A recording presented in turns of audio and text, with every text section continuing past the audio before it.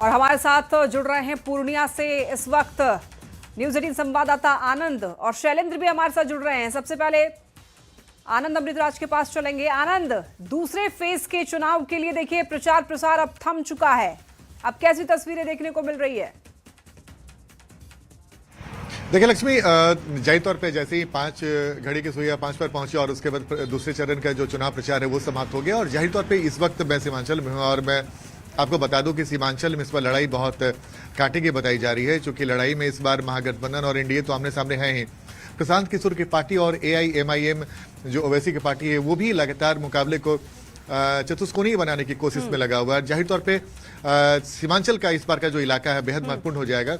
जिस किसी की सरकार बनेगी उसकी भूमिका सबसे महत्वपूर्ण अगर भूमिका होगी तो सीमांचल के इलाका भी माना जाएगा। पिछली बार सीमांचल में एनडीए को अच्छी सफलता मिली थी, लेकिन इस बार महागठबंधन की पूरी कोशिश है कि सीमांचल में वो बेहतर प्रदर्शन करे। लेकिन उनके राह में दो बड़े रोड़े हैं, पहला एमआईएम ओवैसी की पार्टी और दूसरा प्रशांत किशोर की पार्टी।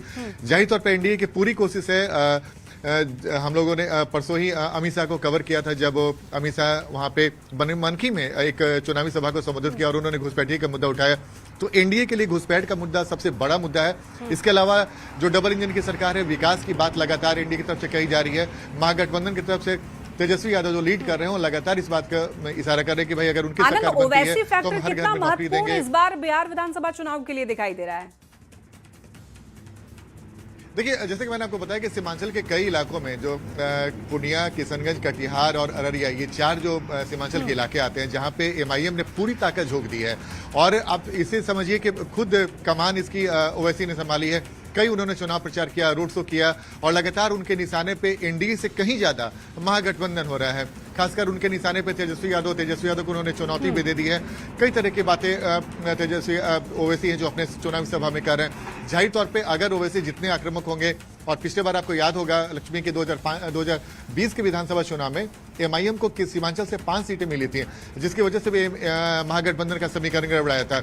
इस बार भी ओवैसी की कोशिश है कि जो पिछले बार 5 का आंकड़ा है उसे पार करे, जिसकी चर्चा बार बार वो अपने चुनावी सभा में भी कर रहे हैं। लेकिन दिलचस्प होगा ये देखना कि ओवैसी कितना सफल हो पाते हैं। महागठबंधन लगातार, खासकर यहाँ पे राहुल गांधी की सभा हो या फिर प्रियंका गांधी की सभा हो या फिर महागठबंधन के बड़े नेताओं का निशाने पे ओवैसी जरूर आते हैं। तो जाहिर तौर पे महागठबंधन की पूरी कोशिश है कि मुस्लिम वोटरों में बिखराव की स्थिति ना हो ताकि महागठबंधन का फायदा हो। लेकिन जैसा कि मैंने आपको बताया, प्रशांत किशोर की पार्टी भी सीमांचल के कई सीटों पर अपने उम्मीदवार उतार कर लड़ाई को चतुष्कोणीय बनाने की पूरी कोशिश में लगा हुआ है। अगर मुस्लिम वोटरों में बिखराव होता है तो इसका बड़ा फायदा एनडीए को मिलेगा। और दूसरे चरण में जो 11 तारीख को चुनाव है वहां पे मुस्लिम बहुल इलाकों में ज्यादा सीटों पे चुनाव होने वाला है। बिल्कुल लौटेंगे आपके पास आनंद। शैलेंद्र भी हमारे साथ बने हुए हैं। शैलेंद्र, बिहार विधानसभा चुनाव के दूसरे चरण का चुनाव प्रचार थम चुका है और अब इंतजार है 11 तारीख और 14 तारीख का। हाँ बिल्कुल, देखिए इन दोनों दिन का इंतजार पूरे बिहार को नहीं बल्कि पूरे देश को है। यदि हम चुनाव प्रचार की बात कर लें तो बीजेपी के तरफ से कई स्टार प्रचारक चुनावी मैदान में थे और तकरीबन यदि हम सिर्फ बीजेपी नेताओं की बात कर लें तो पूरे बिहार में एनडीए के लिए अलग अलग जो स्टार प्रचारक हैं उन लोगों ने लगभग 565 सभाएं की, जिसमें अकेले प्रधानमंत्री ने 14 सभा की और एक रोड शो किया। अमित शाह और योगी आदित्यनाथ की बात कर लें तो इन दोनों नेताओं ने भी 30 से अधिक बड़ी सभाएं की।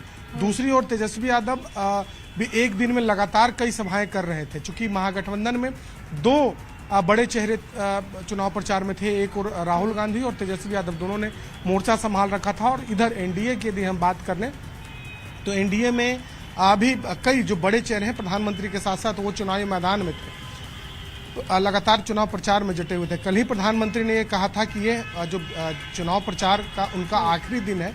समस्तीपुर से उन्होंने अपने जो चुनाव प्रचार के अभियान है उसको शुरुआत की थी और उसके बाद जब उनकी सभा चंपारण में हुई तब उन्होंने कहा कि वो चंपारण गांधी की धरती से अपने चुनाव प्रचार की समाप्ति कर रहे हैं। तो कुल मिलाकर के कहा जा सकता है कि अब इंतजार 11 तारीख और 14 तारीख का है और चुनाव प्रचार समाप्त होने के बाद अब जो उम्मीदवार हैं वो अपना डोर टू डोर कैंपेन के अलावा जो चुनावी तैयारियां होती हैं उसमें जुट गए हैं। और खास तौर पर शैलेंद्र, देखिए एनडीए की तरफ से अगर देखा जाए तो काफी जगहों से यानी कि दूसरे राज्यों के मुख्यमंत्री भी आए, यानी कि कह सकते हैं कि स्टार प्रचारकों की यहां पर लगातार रैलियां हुई, जनसभाएं हुई, लेकिन यही महागठबंधन की तरफ देखें तो बहुत ज्यादा लोग नहीं आए विपक्ष के समर्थन में। तो इसका कहीं ना कहीं असर देखने को मिल सकता है चुनाव में।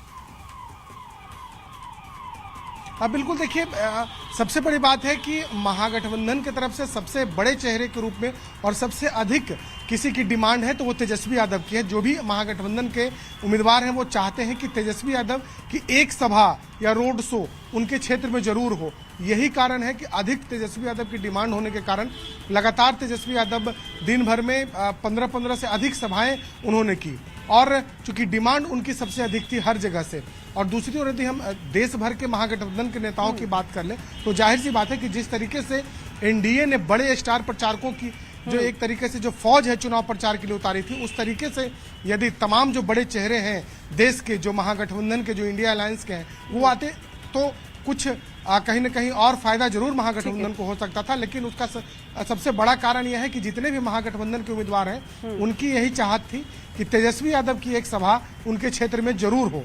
और खासतौर पर एनडीए की हम बात करें तो आप कल्पना कीजिए कि एनडीए के तमाम नेताओं ने एनडीए के अलग अलग घटक दलों के उम्मीदवार के लिए 565 सभाएं की। प्रधानमंत्री नरेंद्र मोदी सही भी कह रहे हैं शैलेंद्र, क्योंकि डिमांड जाहिर तौर पर तेजस्वी यादव की ज्यादा है और इसी वजह से इतनी उन्होंने जनसभाएं की हैं, उनका गला भी अभी फंसा हुआ है।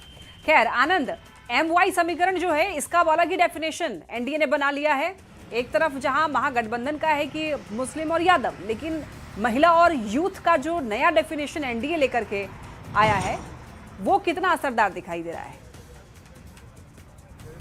देखिए, बिल्कुल आपने बहुत दिलचस्प सवाल किया लक्ष्मी। और मैं बता दूं कि जो पहले चरण का चुनाव हो रहा था और उस चुनाव में जब हम मोकामा और बाढ़ के इलाके में गए थे तो वहाँ पे महिला वोटरों की संख्या इस बार बहुत ज़्यादा दिखी और ये एक महत्वपूर्ण संकेत है, क्योंकि किसी भी चुनाव में अगर महिला वोटर निकलती हैं तो इसका बहुत बड़ा संकेत होता है। और कई बार जब हम लोगों ने महिलाओं से बातचीत किया तो 10,000 जो मुख्यमंत्री महिला रोजगार योजना के तहत दिया जा रहा है उसका बड़ा असर देखने को मिला।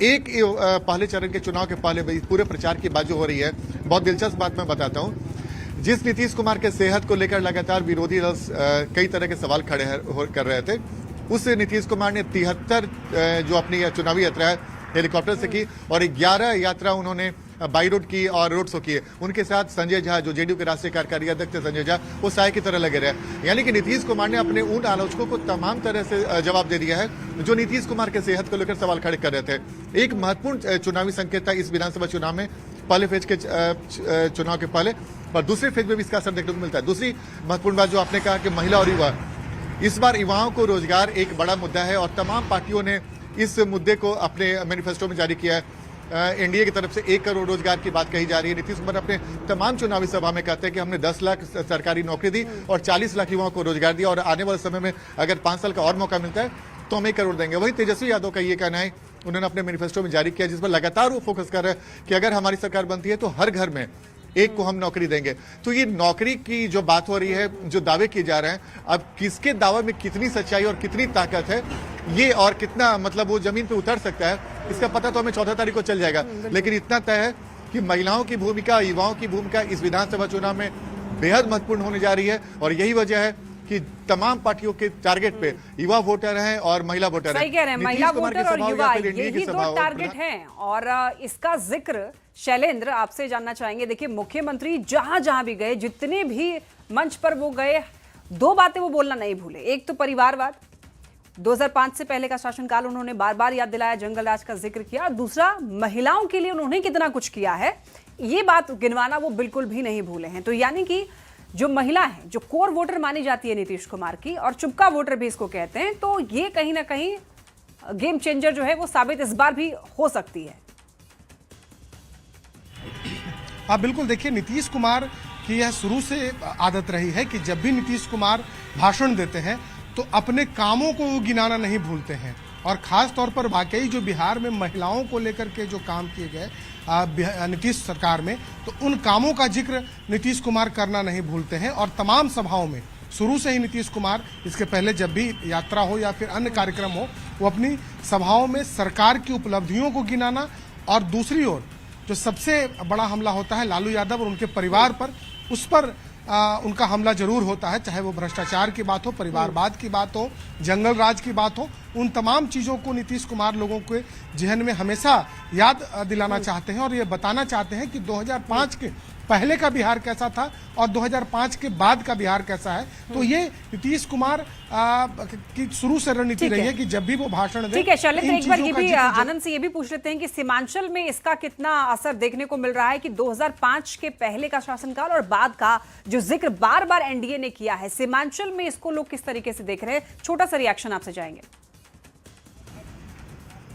देखिए, बिल्कुल आपने सही कहा। अब तो 11 तारीख को चुनाव होने वाला है और मतदाता के मन में क्या चल रहा है ये फिलहाल समझना आसान नहीं है, लेकिन इतना तय है कि नीतीश कुमार को लेकर जितने तरह के कयास लगाए जा रहे थे चुनाव के पहले, नीतीश कुमार ने उन तमाम कयासों को धत्ता बताते हुए न सिर्फ चुनावी प्रचार किया, जब जमकर चुनावी प्रचार किया, बल्कि अपने वोटरों को लगातार एड्रेस करते रहे और उन्होंने 2005 से पहले के और 2005 के बाद की जिक्र करके एक बार फिर से मौका मांगा और कई बार उनके निशाने पे बार बार जो 2005 के पहले की सरकार थी, 90 से लेकर 2005 के बीच में जिस तरीके से उन्होंने आंकड़ों का हवाला देकर और सरकार पे हमला बोला, तो जाहिर तौर पे नीतीश कुमार आज भी जनता के पाले में बिल्कुल। तो ये दावे दोनों ही गठबंधनों की तरफ से किए गए, एनडीए की तरफ से भी और महागठबंधन की तरफ से भी, यानी कि चुनाव प्रचार देखिए अब खत्म हो चुका है। तमाम दावों के बीच अब देखना होगा कि जनता जो है वो किसे चुनती है, किसको अपना भरपूर प्यार देती है। बहुत धन्यवाद आप दोनों का हमारे साथ जुड़ने के लिए। और